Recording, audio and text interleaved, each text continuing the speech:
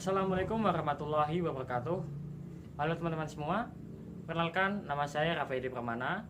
Saya dari kelas 12 MIPA 6, absen 28. Pada kesempatan kali ini, saya Rafaedi Pramana dan teman-teman saya dari kelompok 1 Sejarah Indonesia akan menjelaskan materi mata pelajaran Sejarah Indonesia bab 3, yaitu sistem dan struktur politik ekonomi pada masa demokrasi terpimpin. Untuk kelompok kami yaitu perkutakan saya Rafaedi Pramana dan teman-teman saya yaitu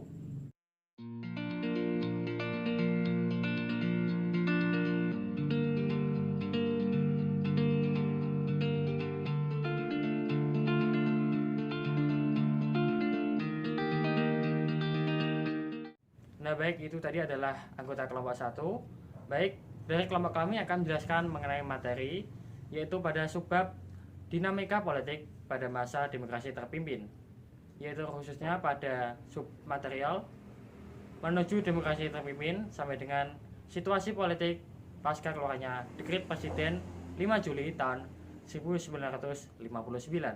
Untuk materi pertama akan dijelaskan oleh teman saya yaitu Dimas Arya Nurfariski. Assalamualaikum warahmatullahi wabarakatuh. Perkenalkan, nama saya Dimas Arya Nurfariski dari kelas 12 MIPA 6, nomor absen 7. Di sini saya akan menjelaskan sedikit tentang demokrasi terpimpin. Subbab A yaitu dinamika politik pada masa demokrasi terpimpin. 1. Menuju demokrasi terpimpin. A.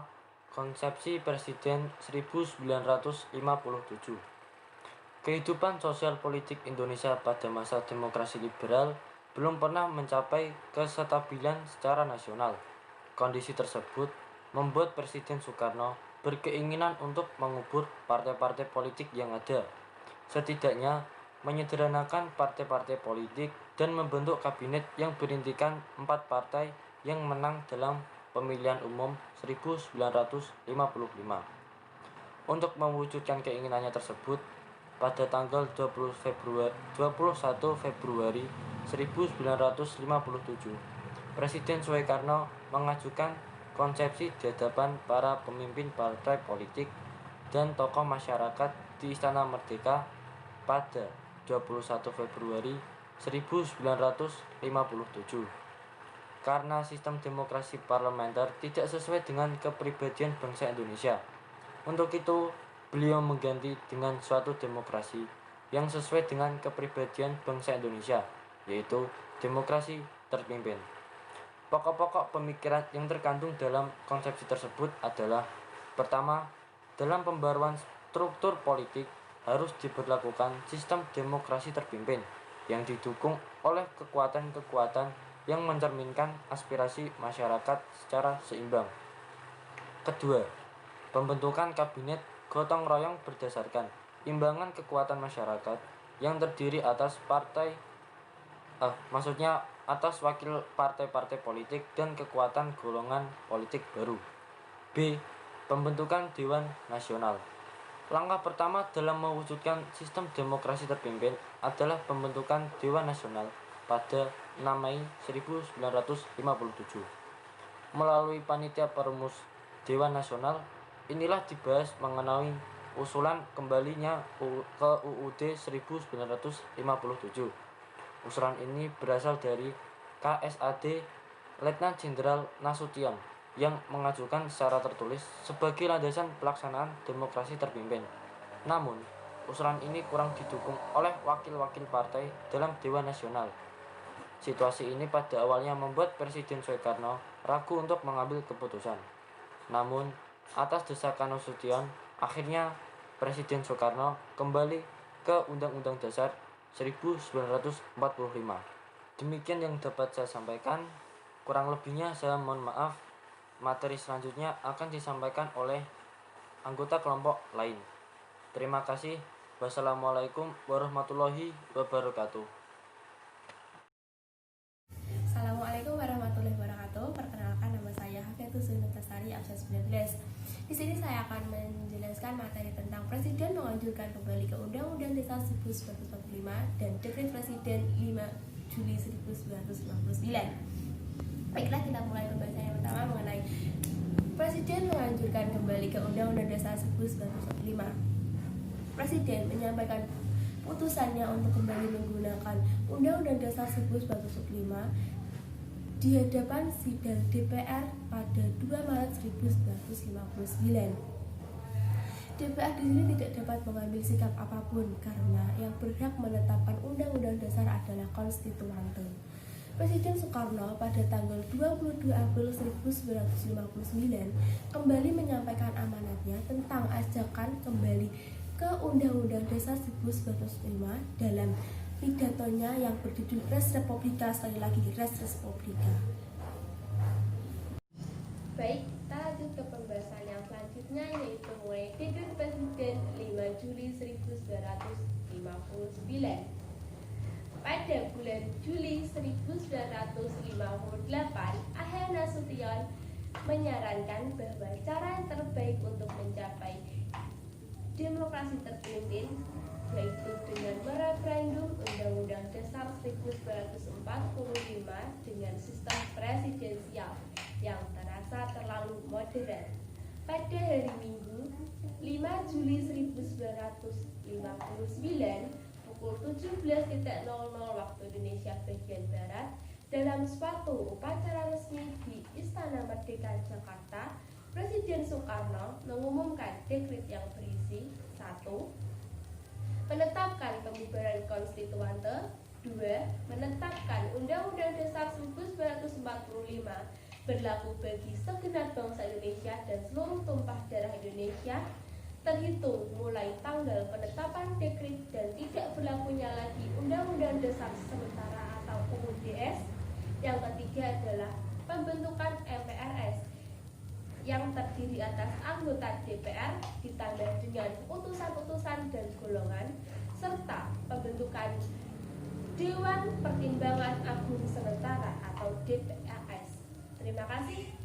Kurang lebihnya mohon maaf. Wassalamualaikum warahmatullahi wabarakatuh. Assalamualaikum warahmatullahi wabarakatuh. Perkenalkan, nama saya Raffi Pramana, nomor absen 28. Pada kesempatan kali ini saya akan melanjutkan pembahasan yang selanjutnya, yaitu mengenai situasi politik pasca keluarnya Dekret Presiden 5 Juli 1959. Pasca dekret, Insinyur Soekarno mulai membentuk alat-alat negara yang sesuai dengan Undang-Undang Dasar Negara Republik Indonesia tahun 1945, sekaligus mengawali demokrasi terpimpin.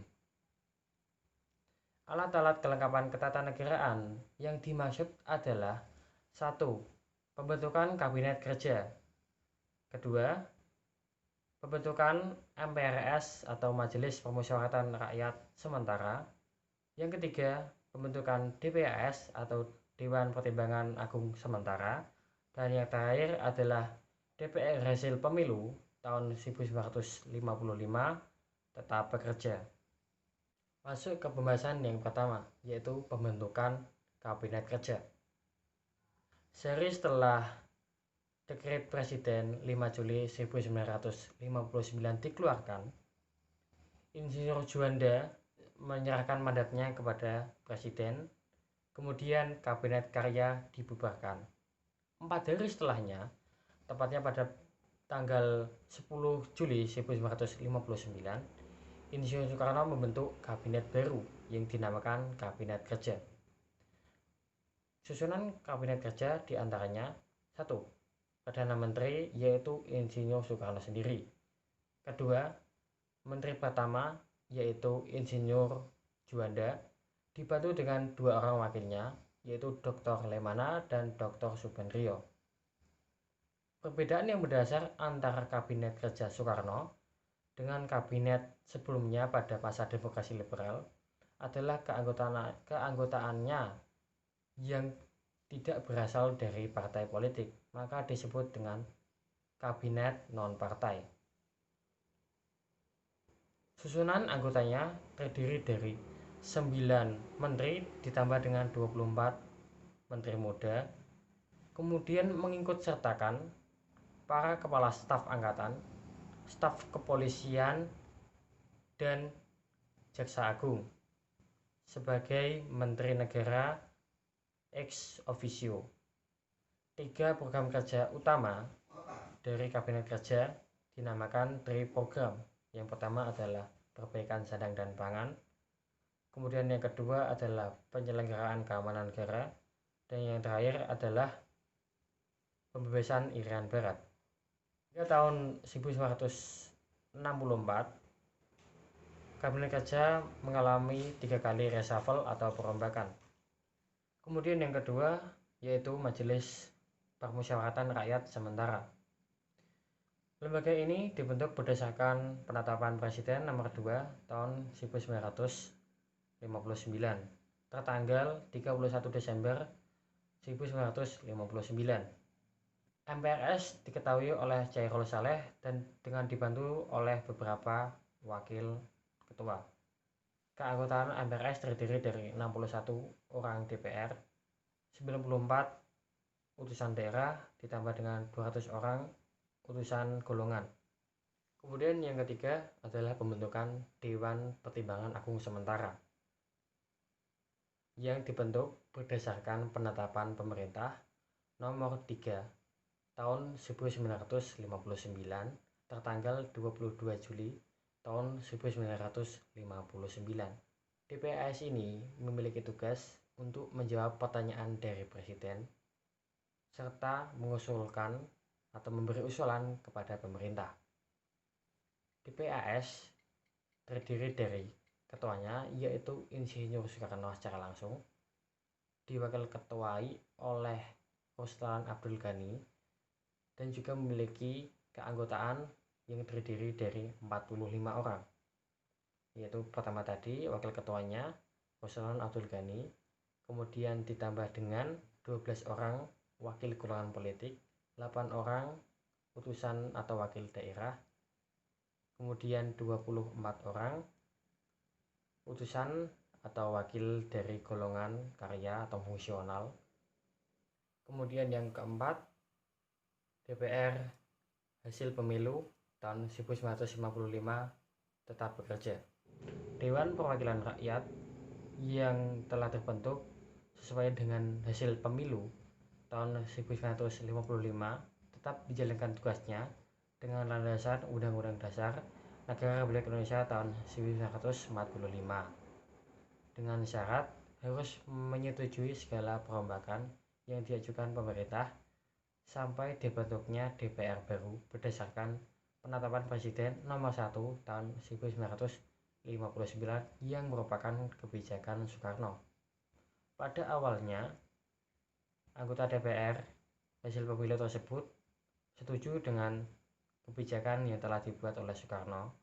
Namun, masalah antara DPR dan Presiden mulai muncul ketika Ketua DPR saat itu yaitu Sartono meminta atau menyarankan kepada Soekarno agar meminta mandat kepada DPR mengenai perubahan struktur ketatanegaraan yang sesuai dengan Undang-Undang Dasar Negara Republik Indonesia tahun 1945.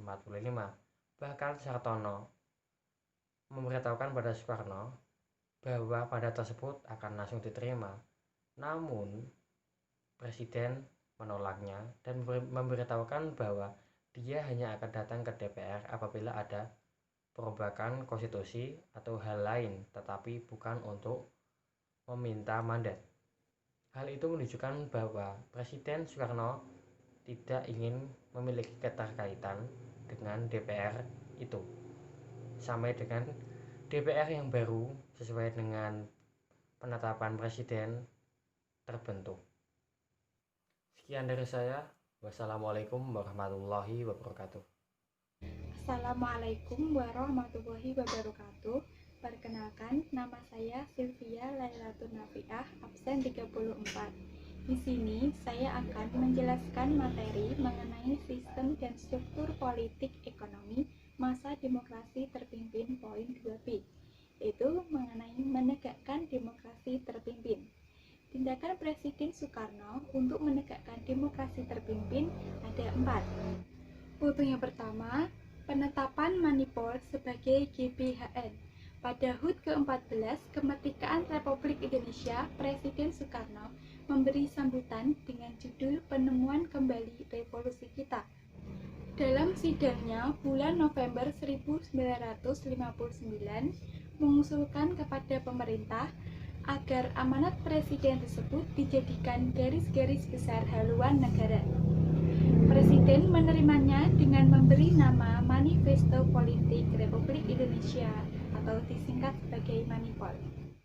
Untuk yang kedua, hasil pemilu tahun 1955 dibubarkan karena menolak RAPBN tahun 1960 yang diajukan pemerintah. Presiden selanjutnya menyatakan pembubaran DPR dan sebagai gantinya dibentuk Dewan Perwakilan Rakyat Gotong Royong atau DPR-GR. Semua anggotanya ditunjuk oleh Presiden. Peraturan DPR-GR ditentukan oleh Presiden. Tindakan Presiden tersebut bertentangan dengan Undang-Undang Dasar 1945, sebab berdasarkan Undang-Undang 1945, Presiden tidak dapat membubarkan DPR. Adapun tugas DPR-GR adalah melaksanakan manifesto politik, mewujudkan amanat penderitaan rakyat, dan melaksanakan demokrasi terpimpin. Untuk yang ketiga, pembentukan Front Nasional. Front Nasional dibentuk berdasarkan Perpres nomor 13 tahun 1959. Front Nasional merupakan sebuah organisasi massa yang memperjuangkan cita-cita proklamasi dan cita-cita yang terkandung dalam Undang-Undang 1945. Tujuannya adalah menyatukan segala bentuk potensi nasional menjadi kekuatan yang menyukseskan pembangunan. Untuk yang keempat, Musyawarah Pembantu Pimpinan Revolusi atau MPPR. Presiden membentuk lembaga baru yang bernama Musyawarah Pembantu Pimpinan Revolusi atau MPPR berdasarkan penetapan Presiden nomor 4 tahun 1962. MPPR merupakan Badan Pembantu Pimpinan Besar Revolusi atau PBR dalam mengambil kebijakan khusus dan darurat untuk menyelesaikan revolusi. Keanggotaan MPR meliputi sejumlah menteri yang mewakili MPRS, DPR-GR, departemen-departemen, angkatan, dan para pemimpin partai politik Naskom. Terima kasih. Wassalamualaikum warahmatullahi wabarakatuh. Ya teman-teman, itu tadi adalah pembahasan materi sejarah Indonesia pada bab 3, yaitu sistem dan struktur politik ekonomi pada masa demokrasi terpimpin tahun 1959 sampai dengan 1965. Dari kelompok kami, mohon maaf apabila ada kekurangan dan salah kata. Terima kasih telah menyaksikan video ini sampai selesai. Akhirul kalam. Wassalamualaikum warahmatullahi wabarakatuh.